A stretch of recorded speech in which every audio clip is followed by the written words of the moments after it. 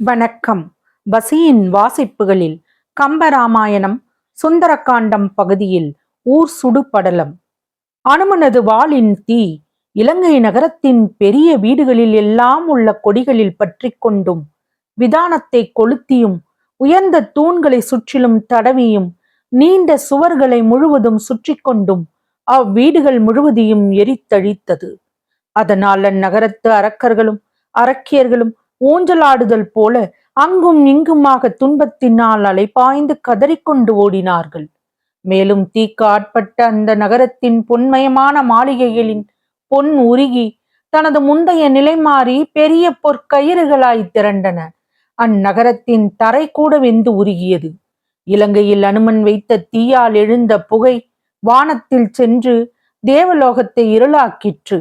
இலங்கையில் ஆங்காங்கே நிறுத்தி வைக்கப்பட்டிருந்த அரக்கர்களின் பெரிய இரத்தின தேர்கள் யாவும் அழிந்தொழிந்தன. இலங்கை நகரத்தில் பற்றிய தீ கொழுந்துவிட்டு எரிந்து உயர்ந்து வானில் எழுந்தது. அக்கனல் மேக மண்டலத்தையும் சூரிய மண்டலத்தையும் சூழ்ந்து தகித்தது. சூரியன் அப்பொழுது உருகுகின்ற பொன்னின் திரளை போல் தோன்றினான். கடலையும் புகை சென்று சூழ்ந்தது. மேலும் அது பரவி இலங்கை முழுவதும் நிறைத்தது. இலங்காபுரியில் உள்ள ஆயுத சாலையில் அடுக்கி வைக்கப்பட்டிருந்த ஆயுதங்கள் எல்லாம் உருகி எக்குருண்டுகளாய் திரண்டன. இலங்கையில் நெருப்பு பற்றியதால் வானத்தில் எழுந்த புகையில் அந்நகரத்தில் வாழ்கின்ற பறவைகள் யாவும் மயங்கி கடலில் விழுந்தன.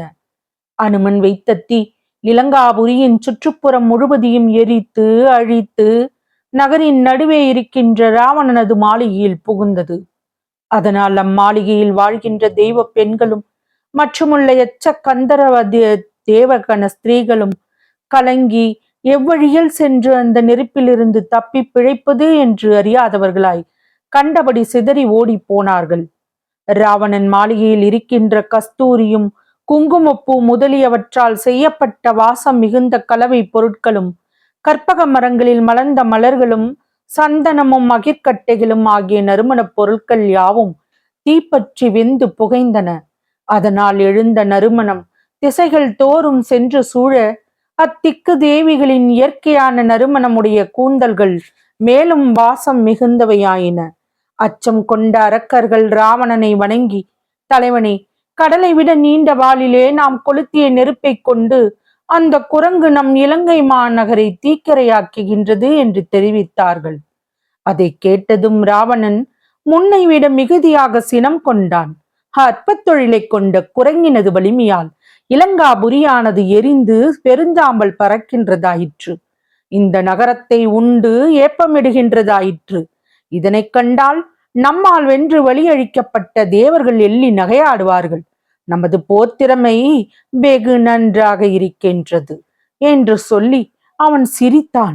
பின்பு ராவணன் அவர்களை பார்த்து, நமக்கு இத்தனை தீங்குகளை செய்த அந்த குரங்கை தப்பிச் செல்லாதபடி விரைந்து சென்று பிடித்து வாருங்கள் என்று கட்டளையிட்டான். அந்த கணத்தில் ராவணனின் பக்கத்திலே நின்றிருந்த அரக்க வீரர்கள் அப்படியே செய்கின்றோம் என்று சொல்லி விரைந்து சென்றார்கள். இன்னும் பல அரக்க வில் வீரர்களும் படைத்தலைவர்களும் கோபத்துடன் அனுமனை பிடித்து வர முன்னே சென்றவர்களை தொடர்ந்து சென்றார்கள். மேலும் பெரும் படைகளுக்கு தலைமை தாங்கும் 7 வீரர்கள் தங்கள் படைகளுடன் புறப்பட்டு சென்றார்கள். அவர்கள் எல்லோரையும் வானத்தையும் இலங்கையும் சுற்றி சூழ்ந்து அனுமனை தேடி அவனை கண்டுபிடித்தார்கள். அனுமனை கண்டவுடன், இவனை பிடித்து கொள்ளுங்கள், இவனை தாக்குங்கள் என்று கத்திக்கொண்டே அவர்கள் அவனை வளைத்து கொண்டார்கள். தன்னை அரக்க வீரர்களும் அவர்களின் படைத்தலைவர்களும் சூழ்ந்து தன்னோடு போர் செய்வதற்கு ஆயத்தம் செய்வதை கண்டான் அனுமன். ராட்சசர்கள் அனுமனை கண்டதும் அவனை தங்கள் ஆயுதங்களால் தாக்கினார்கள்.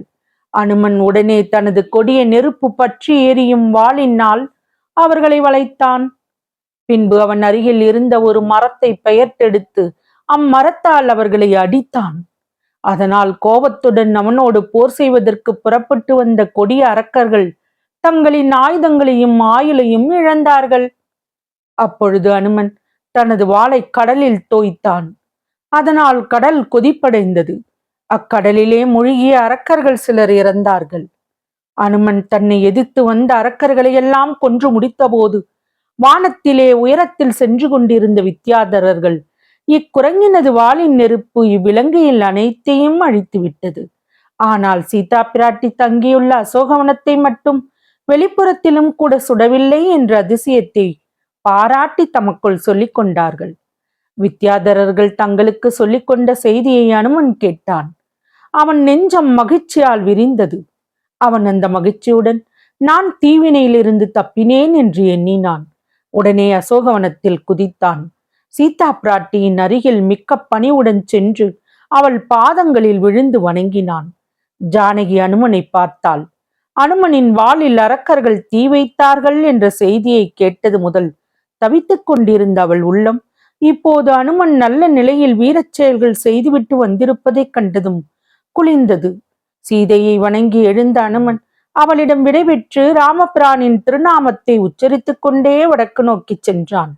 இதுவரை ராவணனுக்கு அடங்கியிருந்து இப்போது அனுமனின் துணை பெற்று இலங்கையை எரித்து அழிக்க முற்பட்ட அக்கினி பகவான் அத்துணைவன் சென்ற பின்பு அரக்கர்களுக்கு அஞ்சி ஒளிந்தது போல் இலங்கையில் அனுமனால் பற்ற வைக்கப்பட்ட தீ அந்நகரத்தை எரித்துவிட்டு தன்னடவில் தணிந்தது. தொடரும். பசியின் வாசிப்புகள் பிடித்திருக்கும் என்று நம்புகிறேன். எனக்கு சப்ஸ்கிரைப் செய்து, லைக் செய்து, ஷேர் செய்யவும். தங்களின் மேலான கருத்துக்களை கமெண்டில் பதிவிடவும். அதுவே எனக்கு உற்சாகமூட்டும். நன்றி.